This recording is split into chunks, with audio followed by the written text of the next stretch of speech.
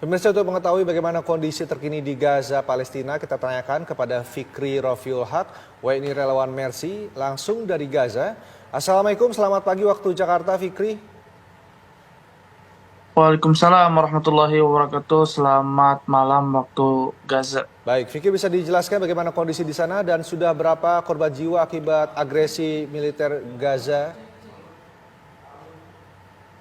Ya, memang sampai saat ini peperangan masih terus berlanjut antara pejuang-pejuang Palestina maupun dengan Zionis Israel karena kemarin saja 1 hari full ya dari malam yang biasanya serangan-serangan sangat intens sekali atau serangan-serangan darat itu sangat intens sekali pada malam hari antara pertempuran pejuang Palestina maupun dengan Zionis Israel. Namun pada 1 hari kemarin dari malam sampai malam kembali terdengar sangat-sangat jelas dan berkali-kali bahkan kami bisa mendengar per jamnya aja puluhan ledakan yang kami dengar dari tempat kami berada dan sampai saat ini juga pihak Zionis Israel masih terus membantai atau membunuhi warga sipil yang ada di kamp-kamp pengungsian yang ada di seluruh jalur Gaza, baik di Gaza Utara, Tengah ataupun Siti ataupun juga Gaza Selatan.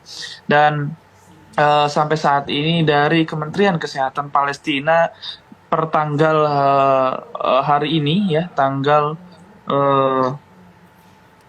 tanggal 7 Januari 2023 waktu Gaza 22.835 warga syahid, di antara mereka 10.000 adalah anak-anak dan juga 7.000 dari kalangan wanita, dan terdapat juga dari tenaga medis mencapai 326 jiwa dan 45 dari pertahanan sipil, serta saat ini juga sudah bertambah jurnalis dari 107 menjadi 109 jurnalis. Dan salah satu jurnalis yang meninggal pada hari ini adalah eh, anak dari jurnalis Al Jazeera yang memang Wail Al Dahduh, yang beliau sebelumnya keluarga besarnya, istri dan anak-anaknya pun seluruhnya syahid pada waktu itu. Namun saat ini juga anak sulung atau anak satu-satunya mereka atau anak terakhir mereka juga syahid, dan beliau adalah seorang jurnalis dari wartawan Al Jazeera, dan ini membuat duka yang sangat dalam tentunya kepada beliau karena memang karena beliau ditinggal oleh keluarganya hampir seluruhnya begitu, dan korban luka-luka juga sudah mencapai 58.416 ya.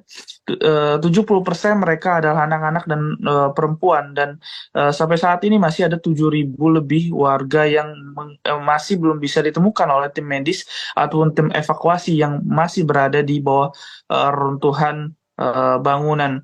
Dan dari 58.000 itu ada 6.000 yang mereka memerlukan perawatan di luar Gaza, artinya mereka diharuskan keluar untuk mendapatkan rumah sakit ataupun perawatan yang lebih intens lagi di luar jalur Gaza. Namun yang hanya sampai saat ini tercatat dari 7 Oktober sampai hari ini yang bisa keluar hanya mencapai 650 orang saja. Dan eh, selain itu ada juga 10.000 warga yang terkena penyakit kanker yang kemungkinan mereka akan meninggal karena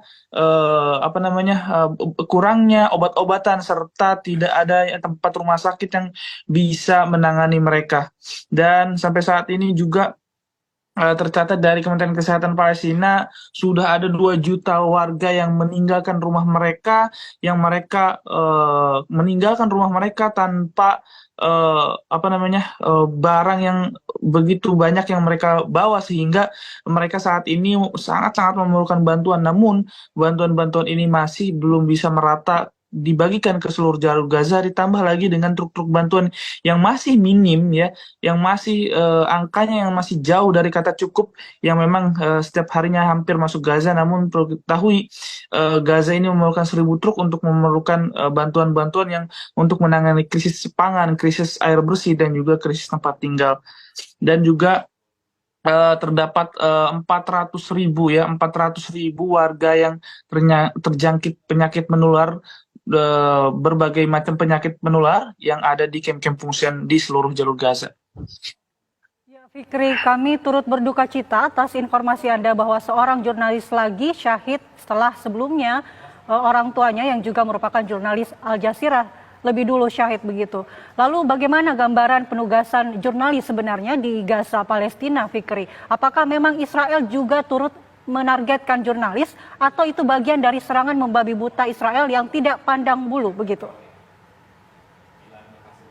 Ya, tentunya ini pihak Zionis Israel ini melakukan segala cara mereka untuk tentunya membasmi warga Gaza yang ada di warga Palestina yang ada di jalur Gaza dengan pembantaian, pembunuhan, penyiksaan, bahkan sampai saat ini saya masih mendapatkan informasi bahwa masih ada 99 tim medis yang ditangkap serta 3 direktur rumah sakit termasuk direktur rumah sakit yang ada di jalur Gaza Utara, rumah sakit Kamal Udwan dan juga rumah sakit Ashifa, dan masih ada juga 10 jurnalis yang masih ditangkap oleh mereka dan dalam keadaan yang sangat-sangat mengenaskan. Mereka disiksa, mereka tidak mendapatkan tempat yang layak. Bahkan kalau yang saya dapatkan dari informasi media lokal bahwa mereka diikat di suatu tempat selama 24 jam sehingga mereka tidak bisa bergerak bebas, dan ditambah lagi dengan pihak Zionis ini mereka menargetkan jurnalis-jurnalis tentunya karena untuk menutupi berita-berita atau fakta-fakta yang ada di jalur Gaza. Namun Masya Allah, Alhamdulillah, jurnalis-jurnalis sampai saat ini masih terus eksis, masih terus mereka memberikan informasi-informasi yang ada di seluruh jalur Gaza, sehingga kami juga masih terus mendapatkan informasi dari mereka dan masyarakat masih terus mendapatkan informasi dari mereka, sehingga sampai saat ini informasi-informasi terus masih bisa kita dapatkan secara jelas. Baik, Fikri, berbicara mengenai sandera dari Direktur Rumah Sakit di Gaza, ini sebenarnya untuk operasional rumah sakit sendiri di Gaza seperti apa? Ini ada berapa rumah sakit yang hingga saat ini masih bisa aktif menangani korban yang terus berdatangan di jalur Gaza?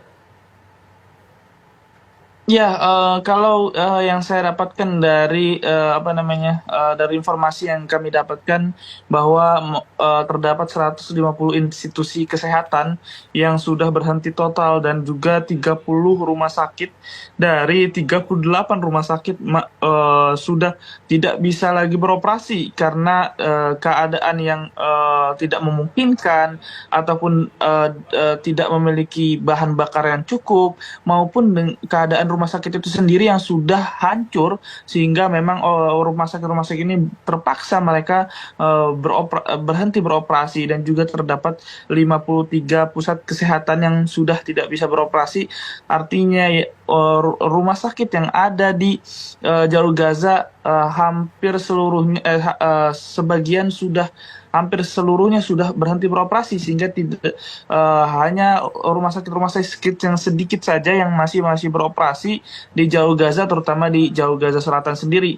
Namun perlu ketahui, rumah sakit sampai saat ini masih terus mendapatkan serangan-serangan dari pihak Zionis Israel, sehingga beberapa kali rumah sakit yang ada di jalur Gaza ini mendapat serangan langsung di bangunannya, sehingga banyak korban yang syahid akibat tersebut, baik dari para pengungsi yang mereka mengungsi di rumah sakit tersebut ataupun tim medis yang sedang merawat. Bahkan yang lebih mengenaskan lagi, warga yang atau masyarakat yang luka-luka yang dirawat di rumah sakit tersebut ikut menjadi syahid akibat serangan Zionis Israel sendiri.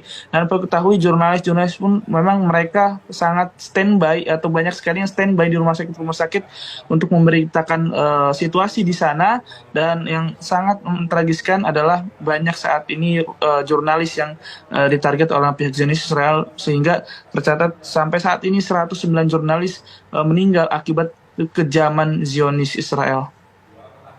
Baik, terima kasih Fikri Rofiul Haq. Informasi Anda dari jalur Gaza, Palestina. Kami doakan Anda senantiasa dalam kondisi sehat dan dalam lindungan Allah Subhanahu wa Ta'ala.